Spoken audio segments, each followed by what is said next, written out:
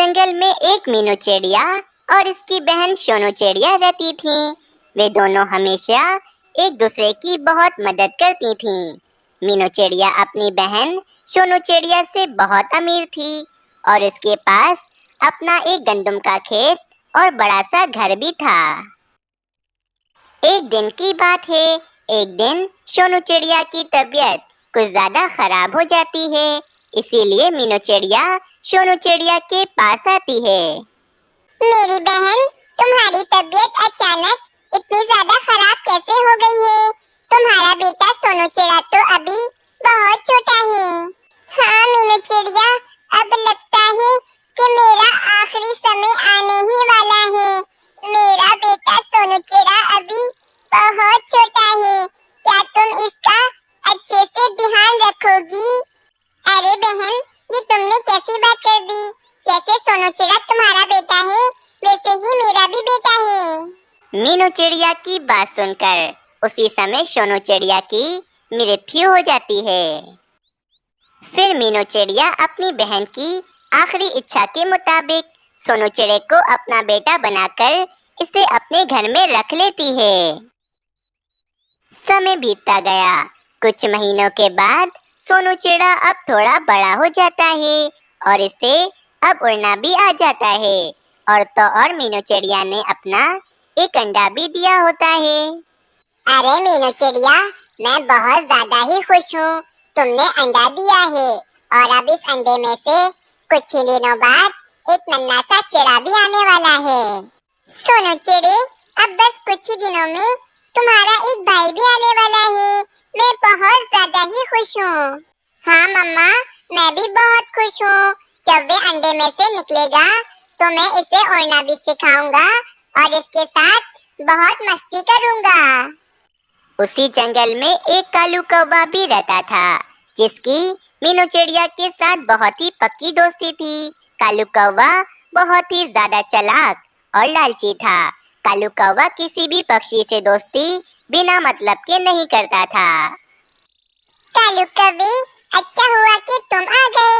बस एक तुम ही हो जिससे मैं अपने सारे गम और खुशियाँ बांटती हूँ।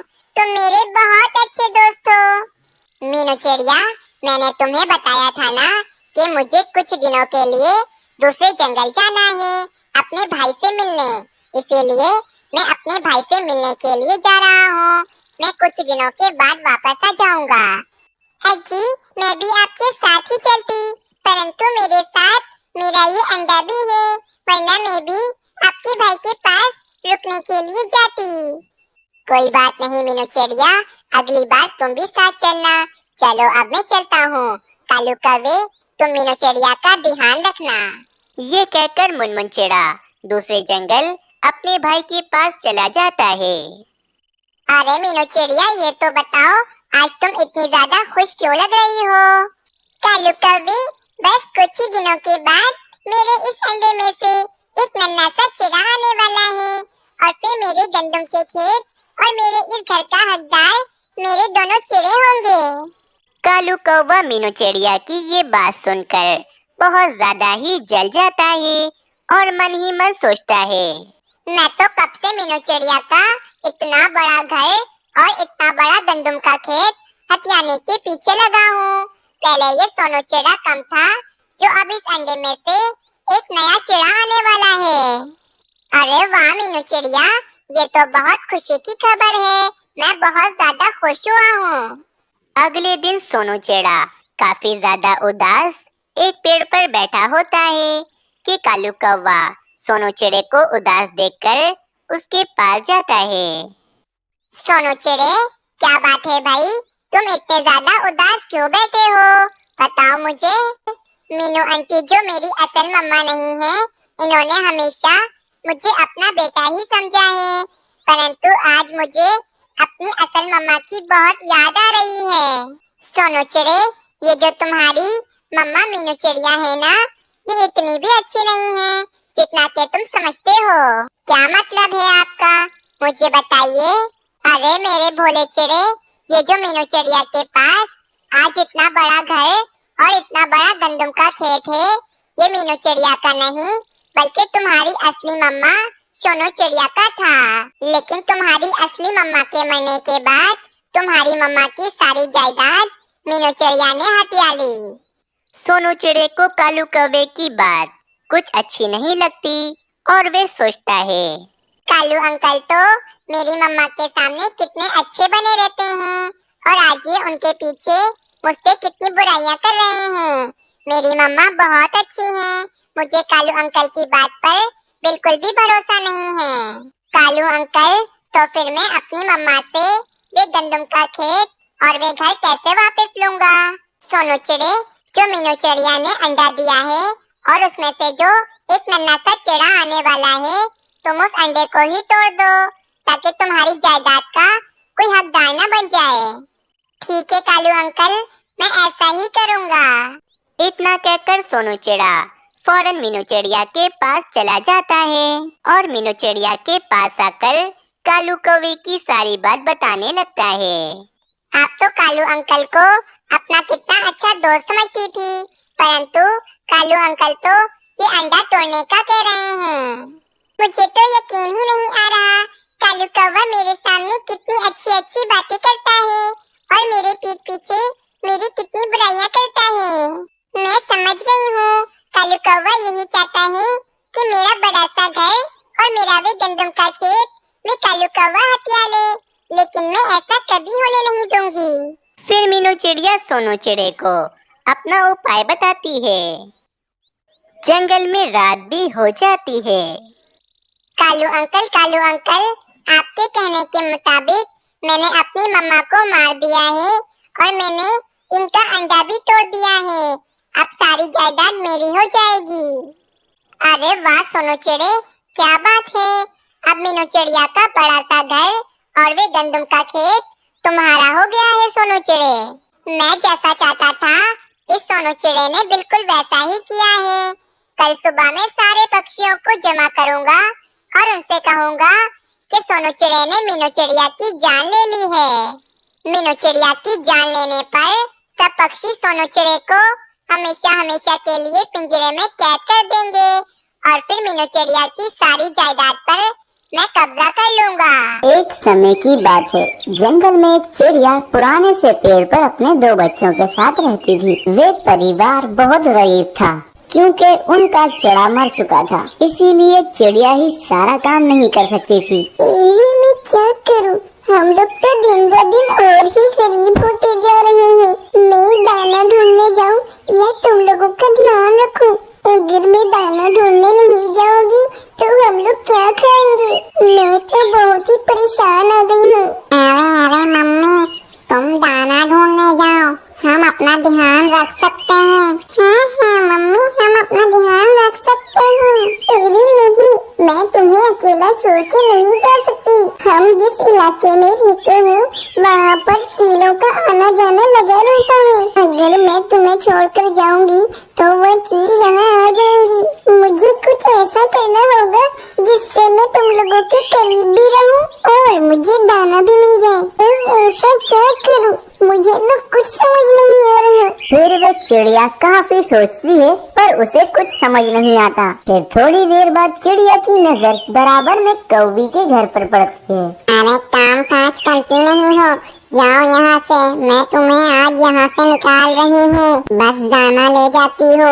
अरे दाना ले जाने के लिए काम भी तो करना पड़ता है। मैं तुम्हें याद दिला दूँ, तुम यहाँ की नौकरानी हो, कोई महारानी नहीं हो मेरी तरह। अब मैं तुम्हें यहाँ से निकाल रही हूँ, जाओ यहाँ से। अरे तुम क्या मुझे निकालोगी? मैं खुद ही यहाँ से जा रही हूँ। बड़ी आई महारानी, वो तो मैं ही थी जो तुम्हारे घर का काम हो रहा था। अब मैं जा रही हूँ ना, तो तुम्हें पता लगेगा कि घर का काम कैसे करते हैं। अरे हाँ जाओ, मैंने तुम्हें यहाँ से निकाल दिया है। अब यहाँ खड़े होकर बकवास मत करो, मुझे कोई और नौकरानी मिल जाएगी।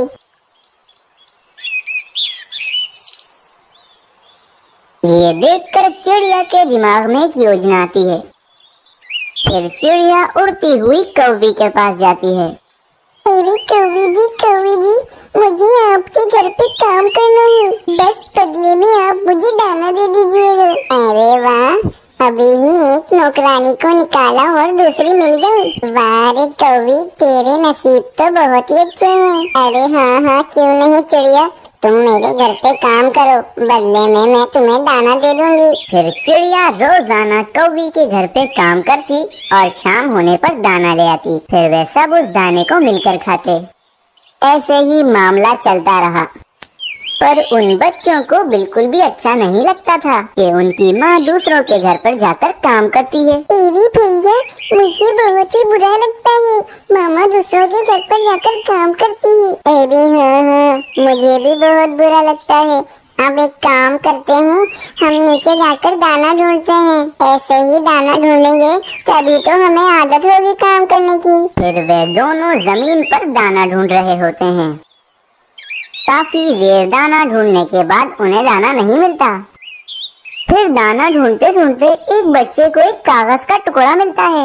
अरे भैया, ये क्या है? अरे अरे, मुझे तो लगता है ये कोई नक्शा है। फिर वे बच्चा उसे गौर से देखता है तो उसे सब समझ आ जाता है। अरे मैं सब समझ गया हूँ। अरे ये तो दाने का नक्शा है। अगर हम किसी तरह इस जगह पर पहुँच जाएं, तो वहाँ पर हमें बहुत सारा दाना मिलेगा। अरे वाह भैया, ये तो बहुत ही अच्छा नक्शा है। चलो हम इस जगह पर जाते हैं और दाना देकर आते हैं। फिर नक्शे के हिसाब से वो लोग जा ही रहे होते हैं कि रास्ते में एक बड़ी नदी आ जाती है। अरे भैया, ये नदी तो बहुत बड़ी है और हम तो अभी बहुत छोटे हैं। हम इतनी लंबी नदी पार नहीं कर सकते। हम लोग उड़ते उड़ते थक जाते हैं। अरे हाँ हाँ, हम लोग थोड़ी थोड़ी देर बाद आराम करके रास्ता पार कर रहे थे, पर इस नदी में तो हम नहीं आराम कर सकते। फिर अचानक वहाँ एक मगरमच्छ आ जाता है। अरे भैया, अब हम क्या करेंगे? ये मगरमच्छ तो हमारी तरफ आ रहे हैं, ये हमें खा जाएंगे। अरे हाँ हाँ, अब हम क्या करें? अरे अरे, तुम लोग डरो मत, हम तुम्हारी मदद करने आए हैं। हमें पता है तुम नक्शे के हिसाब से दाना ढूंढने जा रहे हो और तुमसे ये नदी पार नहीं हो रही है। तुम लोग मुझ पर बैठ जाओ, मैं तुम्हें ये नदी पार करा दूंगा। ये सुनकर वे दोनों काफी खुश हो जाते हैं और उस मगरमच्छ पर बैठ जाते हैं। फिर वे मगरमच्छ उन्हें वो नदी पार करा देता है। नदी पार करने के बाद वे लोग एक जंगल में आ जाते हैं। वहाँ उन्हें शेर के दहाड़ने की आवाजें आ रही होती हैं। फिर वे आगे जाकर देखते हैं तो शेर के पाँव में एक कांटा चुभा होता है। एक बच्चा जल्दी से उसके पैर से वो कांटा निकाल देता है। फिर वे शेर बहुत खुश होता है। अरे, तुम लोगों ने मेरी मदद करी है। तुम लोग यहाँ क्यों आए हो? अरे शेर जी, हमें इस नक्शे के हिसाब से दाना ढूंढने जाना है। फिर शेर वो नक्शा देखकर जगह समझ जाता है। फिर वे शेर उनको लेकर एक रेगिस्तान में चला जाता है। वहाँ पहुँचने के बाद अब रास्ता बहुत ही कम बचा था। अब तो रेगिस्तान में उन्हें दूर दूर तक कुछ भी नहीं दिख रहा था। अरे भैया, अब हम क्या करें? अब हम यहाँ से किस दिशा में जाएं? यहाँ तो हर तरफ मिट्टी ही मिट्टी है। फिर वहाँ एक तोता उड़ता हुआ आता है। अरे अरे तोते अंकल, आप यहाँ क्या कर रहे हैं? अरे मैं गलती से रास्ता भटककर यहाँ पर आ गया था। अब अगर मुझे कोई नक्शा मिल जाए तो मैं वापस अपने इलाके में चला जाऊँ। पर तुम लोग यहाँ क्या कर रहे हो? अरे तोते अंकल, हमारे पास ये नक्शा है। हमें इस जगह पर पहुंचकर बहुत सारा दाना जमा करना है। अरे वाह, तुम्हारे पास ये नक्शा है। चलो तुम लोग मेरे ऊपर बैठ जाओ, मैं तुम्हें इस जगह पर छोड़ दूंगा। और तो और इस नक्शे की मदद से मैं भी रेगिस्तान से बाहर निकल जाऊंगा। फिर वे तोता नक्शे के हिसाब से उन्हें एक गुफा के पास ले गए, पर गुफा का दरवाजा बंद था। फिर अचानक उन्हें एक आवाज आई, ये किताब ले लो, तुम्हारी बहुत मदद होगी। फिर वो लोग देखते हैं तो एक पेड़ उनसे बोल रहा होता है, ये किताब ले लो जो मेरी पेड़ की टहनी पर रखी हुई है। उस किताब में गुफा को खोलने का तरीका लिखा है। फिर एक बच्चा जाकर उस किताब से एक मंत्र पढ़ता है। देखते ही देखते गुफा का दरवाजा खुल जाता है। वो लोग इतने सारे दाने को देखकर बहुत खुश हो जाते हैं। फिर घर वापस आकर वो दोनों ये दाना अपनी माँ को दिखाते हैं। ये देखकर चिड़िया बहुत खुश हो जाती है। अब चिड़िया कहीं पर भी काम करने नहीं जाती। अब वो लोग बहुत अमीर हो गए थे।